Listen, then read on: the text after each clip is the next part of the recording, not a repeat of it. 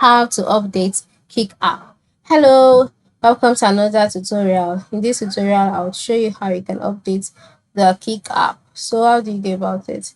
The first step is to launch your device and then move to your Play Store. Okay. So once you're on the Play Store's page, you'll be brought automatically to the home page or the last thing you did on the Play Store. Then once you're on this page, click on the search icon and then search out the Kik app. Note that yours might not be Play Store, but ensure you go to the store where you got the app from. That is the major thing.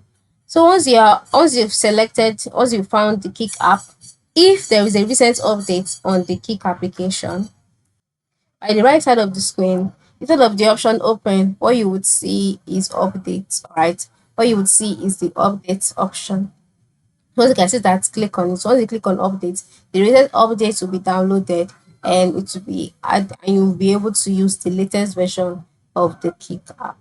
So that is it. This is how to go about it. This is how to update your Kik app. So head over to your app store, locate the latest version, click on update. Once it is downloaded, you'll be able to use the latest version of Kik.